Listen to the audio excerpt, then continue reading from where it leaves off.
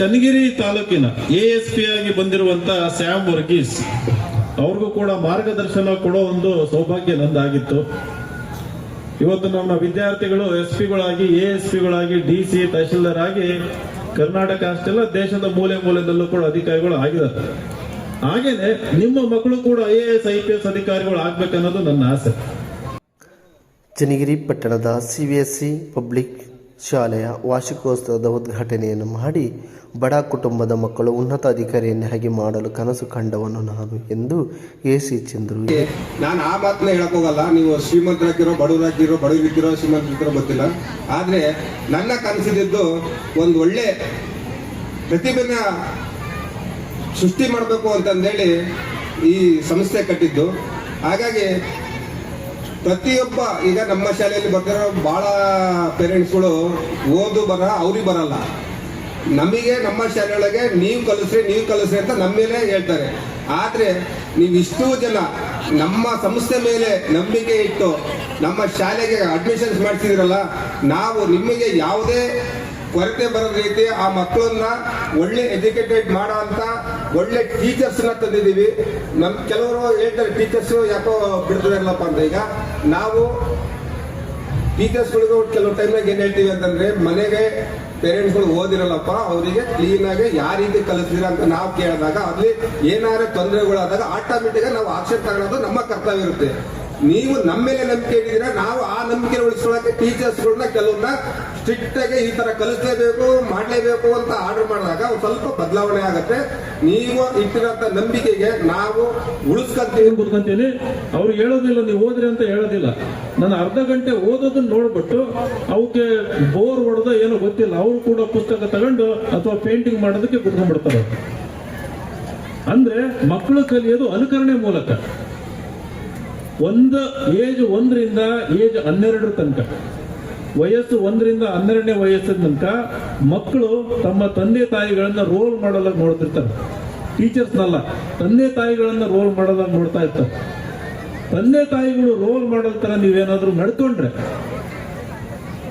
ಮಕ್ಕಳಲ್ಲಿ ಒಂದು ಪರಿವರ್ತನೆ ಆಗ್ತದೆ. ಯಾವ ರೀತಿ ಪರಿವರ್ತನೆ ಅಂತಂದ್ರೆ, ನಮ್ಮ ತಂದೆ ತಾಯಿ ಜಗಳ ಆಡ್ತಾ ಇಲ್ಲ, ತಂದೆ ತಾಯಿಯಲ್ಲಿ ಒಳ್ಳೆ ಆಲೋಚನೆ ಇದೆ, ತಂದೆ ತಾಯಿಗೆ ಒಂದು ದೊಡ್ಡ ಕನಸಿದೆ, ತಂದೆ ತಾಯಿ ಕಷ್ಟಪಟ್ಟು ನಮ್ಮನ್ನು ಓದಿಸ್ಬೇಕು ಅಂತಂದು ನಿರಂತರವಾಗಿ ಶ್ರಮ ವಹಿಸ್ತಾ ಇದ್ದಾರೆ.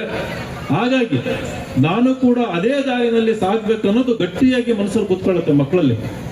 ನೀವು ಈ ವಯಸ್ಸಲ್ಲಿ ಏನಾದ್ರೂ ಆ ಕಡೆ ಈ ಕಡೆ ನಿಮ್ಮ ತೊಂದರೆಗಳನ್ನ ಆ ಮಕ್ಕಳ ಮೇಲೆ ಹಾಕಿ, ನಿಮ್ಮ ಕಷ್ಟಗಳನ್ನ ಆ ಮಕ್ಕಳ ಮೇಲೆ ಹಾಕಿ, ನಿಮ್ಮ ಭಾರನ ಮಕ್ಕಳ ಮೇಲೆ ಹಾಕಿ ಏನಾದ್ರೂ ದಾರಿ ತಪ್ಪಂಗೆ ಏನಾದ್ರೂ ಮಾಡಿದ್ರೆ ಜೀವನ ಪೂರ್ತಿ ನರಕ ಅನುಭವಿಸ್ಬೇಕಾಗತ್ತೆ. ಇವತ್ತು ದಾವಣಗೆರೆಗೆ ಆಗ್ಲೇ ಹೇಳಿದೆ, ಒಂದು MP ಎಲೆಕ್ಷನ್ ಸಾಮಾನ್ಯವಾದದ್ದಲ್ಲ. ನಾನು ಬಹಳ ಸಾಮಾನ್ಯ ಕುಟುಂಬದಿಂದ ಬಂದಿದ್ದು, ಯಾವುದೇ ರಾಜಕೀಯ ಹಿನ್ನೆಲೆ ಇಲ್ಲ, ಯಾವ MLA MP ಮಿನಿಸ್ಟರ್ ಸಪೋರ್ಟ್ ಇರಲಿಲ್ಲ.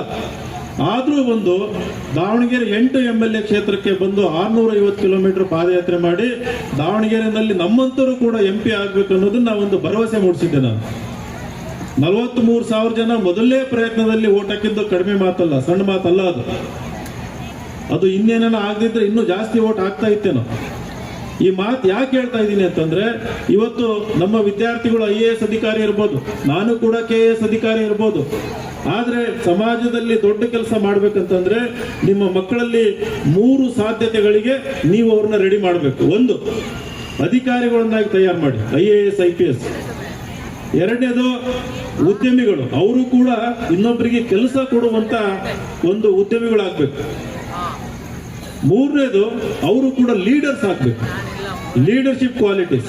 ಲೀಡರ್ಸ್ ಯಾವಾಗ ಆಗ್ತದೆ ಅಂತಂದ್ರೆ ಅವರಲ್ಲಿ ಸ್ವಾಭಿಮಾನ ಬೆಳಿಬೇಕು, ಮಕ್ಕಳಲ್ಲಿ ಸ್ವಾಭಿಮಾನ ಬೆಳಿಬೇಕು.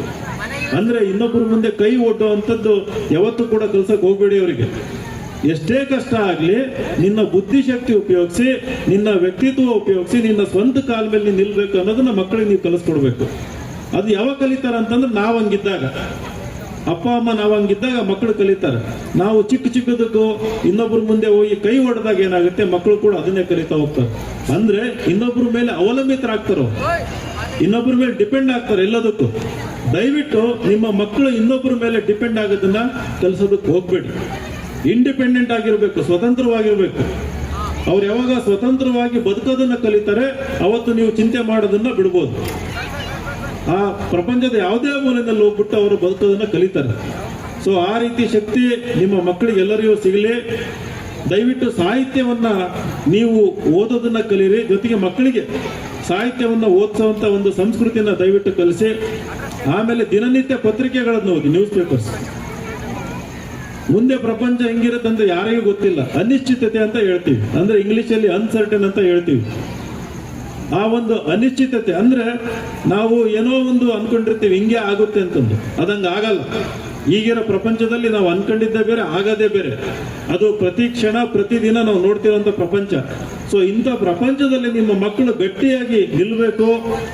ನಾಳೆ ನಿರುದ್ಯೋಗಿಗಳಾಗಿ ಮನೆಗೆ ಬರಬಾರ್ದು, ನಿಮ್ಮೂರಿಗೆ ನಿಮಗೆ ಭಾರ ಆಗ್ಬಾರ್ದು ಅನ್ನೋದಾದ್ರೆ ಅವರು ಸ್ವತಂತ್ರವಾಗಿ ಸ್ವಾಭಿಮಾನಿಗಳಾಗಿ ಬದುಕೋದನ್ನ ದಯವಿಟ್ಟು ಕಲಿಸಿ. ನಿಮ್ಗೆಲ್ಲ ಒಳ್ಳೇದಾಗ್ಲಿ.